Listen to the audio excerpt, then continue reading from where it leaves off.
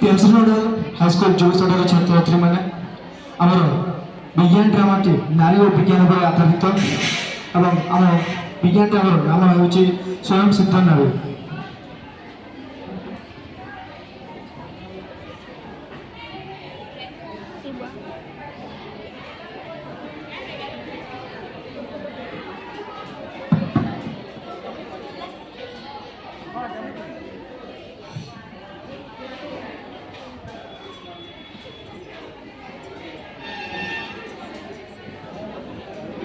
ଶୁଣୁଛ ବିହୁ ଶୁଣୁଛ ପାଣି ଟିକେ ଆଣିଲ ତଣ୍ଟି ଶୁଖିଗଲାଣି।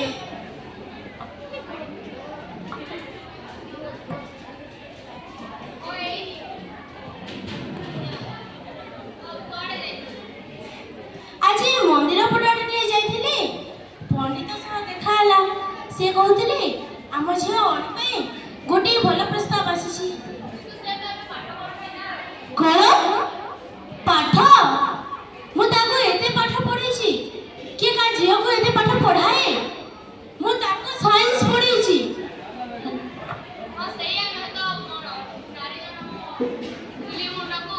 ଶାଶୁ ଶ୍ୱଶୁର ଏ ତ ତାର ସଂସାର।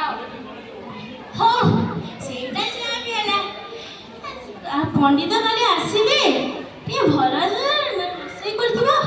ସେଇଟା କଣ କହିବାର କଥା, ମୁଁ କଣ ରାନ୍ଧିବିନି? ହଁ ଦେଖ ଭଲସେ ରୋଷେଇ କରିଥିବ।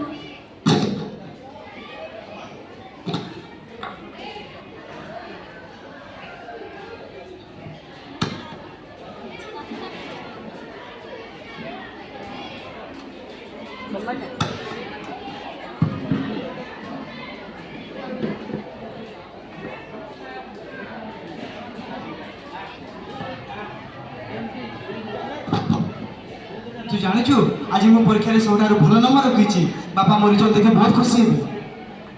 ମୁଁ ତ ତୋଠୁ ଅଧିକ ମାର୍କ ବେଶୀ ଭଲ ମାର୍କ ରଖିଛି। ମୁଁ ମେଟ୍ରିକ ପଢ଼ିକି ଡକ୍ଟର ହେବି ମେଡ଼ିକାଲ ପଢ଼ିକି। तू पुणी डॉक्टर हेबो तू? ଅସୁବିଧା କୋଉଠି? बापा परा तो ब्याघर ठीक कलेनी तू परा ब्याह हेबो।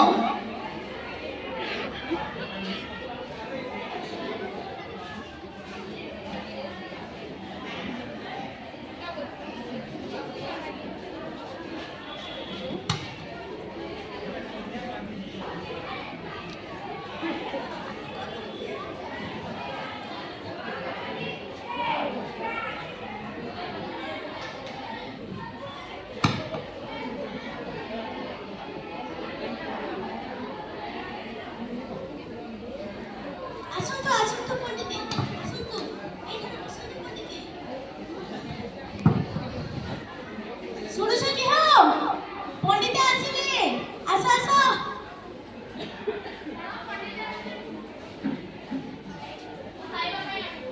ହଁ ହଁ ପଣ୍ଡିତ ଆପଣ କହୁଥିଲେ ଆମ ଓଳି ପାଇଁ ଗୋଟିଏ ପ୍ରସ୍ତାବ ଆସିଛି ଭଲ ଘରରୁ। ବୁଝିଲୁ ଚକ୍ରଧର ବହୁତ ପରୀକ୍ଷା ନିରୀକ୍ଷା କରିକି ପ୍ରସ୍ତାବଟି ଆଣିଛି। ବଡ଼ ସୁନ୍ଦରିଆ ବରଟେ, ବଡ଼ ଚାକିରିଟିଏ କରିଛି। ଘୁଷି ଏମିତିରେ ଆଉ ପାଇଛି। କେତେ କଷ୍ଟ କରି ବଡ଼ ଘରରୁ ପ୍ରସ୍ତାବଟିଏ ଆଣିଛି। କିନ୍ତୁ ପଣ୍ଡିତ କିନ୍ତୁ ପୁଣି କ'ଣ? କିନ୍ତୁ ସେ ପରା ପାଠ ପଢୁଛି କଲେଜରେ। ସେଇଟା ଗୋଟେ ମହାଦଶା। ସେ ପାଠ ପଢ଼ି କ'ଣଟା କରିବ? ସେ ସାଇନ୍ସ ପଢ଼ୁ କି ଯାହା ପଢ଼ୁ, ଶାଶୁ ଘରକୁ ଗଲେ ରାନ୍ଧିବା, ଛୁରୀ କଣ୍ଟାରେ ଖାଇବା ଶୋଭା ପାଏ। ସେ କ'ଣ ଅପରେସନ୍ କରିବ? ସେଟା ପୁରୁଷମାନଙ୍କୁ ଶୋଭା ପାଏ ନା କ'ଣ? ଆଜ୍ଞା ନିଶ୍ଚିତ ବୁଝେଇ ଦେବ ତାହାକୁ। ଏଇଟା ଭଲ ସୁଯୋଗ। ଆଜ୍ଞା ବଡ଼ ଆଜ୍ଞା ଆଜ୍ଞା।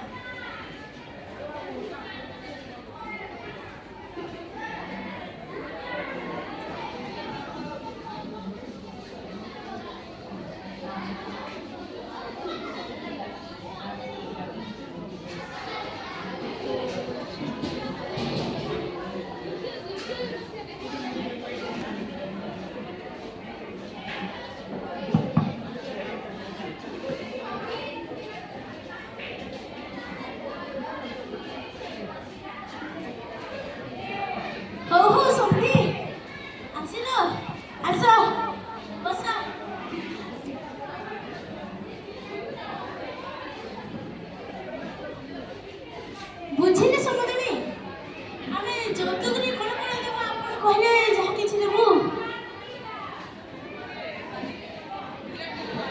ଚାକିରି କରୁଛି ଗୋଟେ ଏସି ଫ୍ରିଜ ଆଉ କଣ ଦେବ? କଣ ଆମେ ଝିଅଟାକୁ ପଢେଇଛୁ ଏତେ କଷ୍ଟରେ ଏତେ ସାରା ଜିନିଷ, ମୁଁ ପୁଣି ଚାଷୀ ଲୋକଟେ, ମୁଁ କେମିତି ଦେବି ଏଇ ସବୁ? ଏତେ ମୁଁ ଦେଇ ପାରିବିନି। ଆପଣଙ୍କ ସବୁବେଳେ ସେଇ କଥା। ଆମେ ସେ ସବୁ ଜିନିଷ ଦେଇପାରିବୁ। ହଉ ଦେଖିବା ବାହାଘର ପରେ।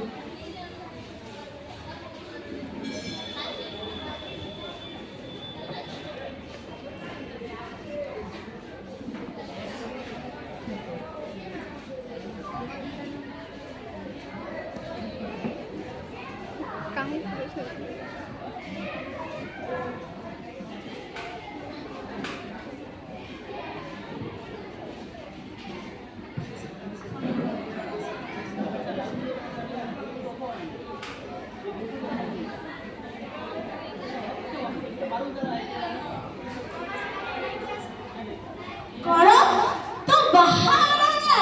ବାପା ମୁଁ ବାହା ହେବିନି, ମୁଁ ପଢା କଣ୍ଟିନ୍ୟୁ କରିବି। ତୁ କଣ କହୁଛୁ? ତୁ ବାହା ହେବୁନି? ମୁଁ ତ ଆଶା ନାହିଁ ତୋତେ ଏତେ ଖର୍ଚ୍ଚ କରି କରି ମୁଁ ତୋତେ ଏତେ ପଢେଇଛି, ତୋତେ ମୁଁ ସାଇନ୍ସ ପଢେଇଛି, ତୁ ମତେ ତ ପଢେଇ ଦଉ ମତେ ଚାକିରି କରିବୁ ବୋଲି ମୁଁ ଆଶା ନାହିଁ। ମୋ ପାଇଁ ମୋ ପୁଅ ଅଛି।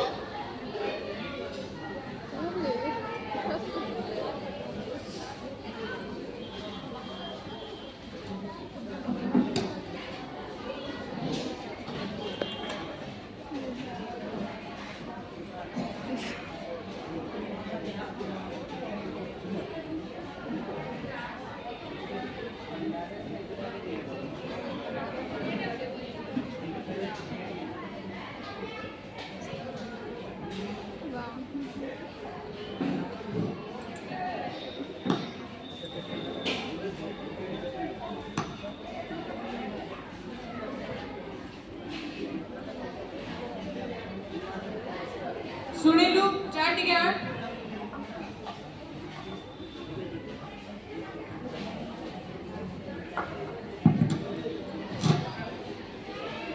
ଆଜି ଖାଇବାରେ କଣ ହୋଇଛି? ଭାତ, ଡାଲି, ଭଜା।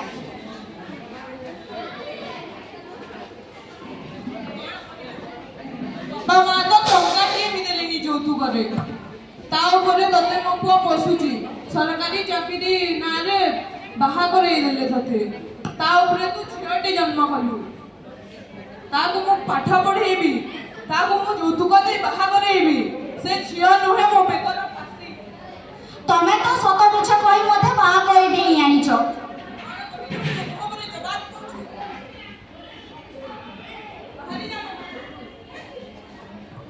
ଛୋଟ ଛୁଆକୁ ଧରି ମୁଁ କୁଆଡେ ଯିବି? ଯୋଉଠୁକୁ ଯାଉଛୁ ଯା, ତୁ ମୋ ଜୀବନ ମୋର କିଛି ଯାଏ ଏଠିକି ଆସେନି।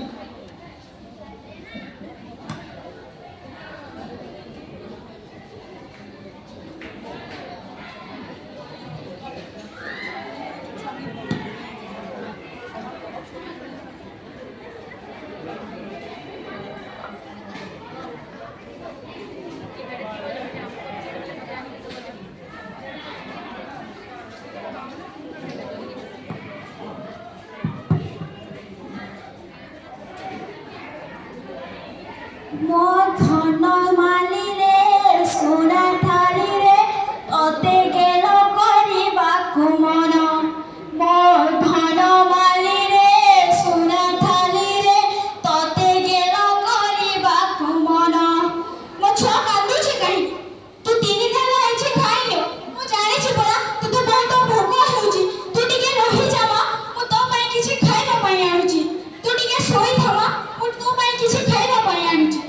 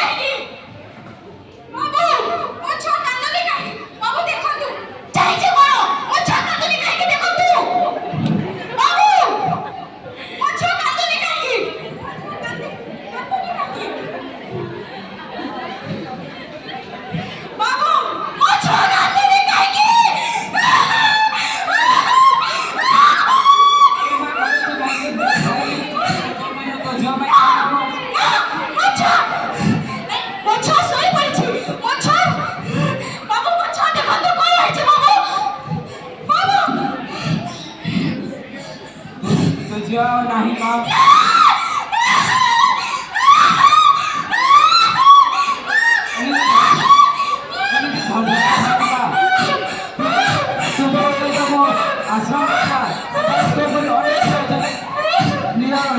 ଚାକିରି ବାକିରି କରି ନିଜ ଗୋଡ଼ରେ ଠିଆ ହୋଇଛନ୍ତି।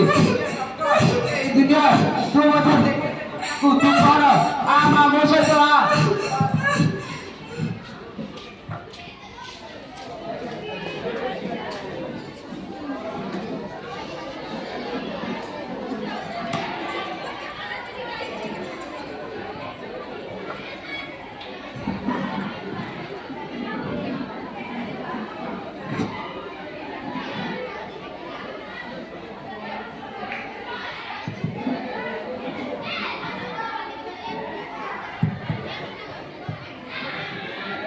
ଏତେ ଧୈର୍ଯ୍ୟ କାଇଁ ଏତେ ବ୍ୟସ୍ତ କାଇଁ ଅଛୁ ଟିକେ ଧୈର୍ଯ୍ୟ ଧର।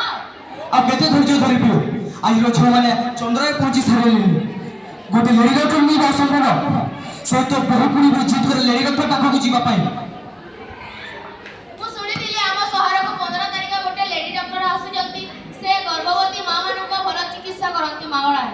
ଠିକ ଅଛି, ଚାଲ ସେଠାରେ ଦେଖା ହେବା।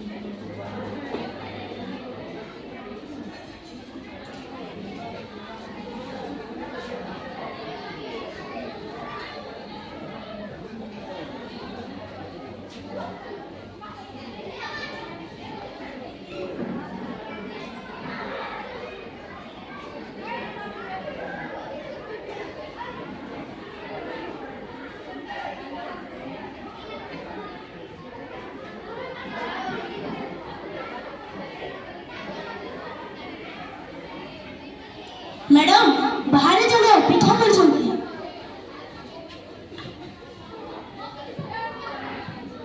ସେ ତାକୁ କହ ନେକ୍ସଟ ମନ୍ଥରେ ଆସିବେ। ମ୍ୟାଡାମ କହିଛନ୍ତି ଆପଣ ନେକ୍ସଟ ଆସିବେ। ଆଉ କେତେ ଦିନ ଅପେକ୍ଷା କରିବୁ? ତମର ମ୍ୟାଡାମ ତ ଅଟକି 10 ଦିନ ଚାଲିଗଲାଣି। ସତରେ ସେ ଡକ୍ଟର କଣ? ଡକ୍ଟର ହେବାର କର୍ତ୍ତବ୍ୟ ଜାଣିନି ସେ। ପୁରା କିଏ ତାକୁ ଡକ୍ଟର କରିଦେଇଛି। ତମେ ପୁଣି କର୍ତ୍ତବ୍ୟ କଥା କହୁଛ? ତମେ ଯେ ନିଜ ଝିଅକୁ ପର ଭଳିଆ ବ୍ୟବହାର କରିଛି ସେ ପୁଣି କର୍ତ୍ତବ୍ୟ କଥା କହୁଛି। ତମେ ସେଇ ମା, ତମେ ସେଇ ଭାଇ ଯେ ନିଜ ଝିଅ ବଞ୍ଚିଲା କି ମରିଲେ କେବେ ଜାଣିନାହାନ୍ତି, ସେମାନେ ପୁଣି କର୍ତ୍ତବ୍ୟ କଥା କହୁଛନ୍ତି। ଆଜି ଯଦି ତମେ ତମ ନିଜ କର୍ତ୍ତବ୍ୟ ଭଲ ଭାବରେ କରିଥାନ୍ତ ତାହେଲେ ତମ ପାଇଁ ଲେଡି ଡକ୍ଟର ମିଳିବା ଅସମ୍ଭବ ନୁହେଁ। ଇଚ୍ଛା ହେଉଛି ତମ ସାହାଯ୍ୟ ନ କରିବାକୁ, କିନ୍ତୁ ତମେ ଯଦି ରକ୍ତର ସମ୍ପର୍କ ଯଦି ମିଶିଲାନି ତାହେଲେ ମନୁଷ୍ୟଟା ନିଜର କଥା। ମୁଁ ଏହି ଅନାଥଙ୍କ ପାଇଁ ସହାରା, କାରଣ ମୁଁ ତମ ପରି ଅମଣିଷ ନୁହେଁ। ଡକ୍ଟର ହେବା ହିସାବରେ ମୁଁ ତମ ପେସେଣ୍ଟକୁ ବାଧ୍ୟ ଦେଖିବି। ଭିତରକୁ ଆସନ୍ତୁ।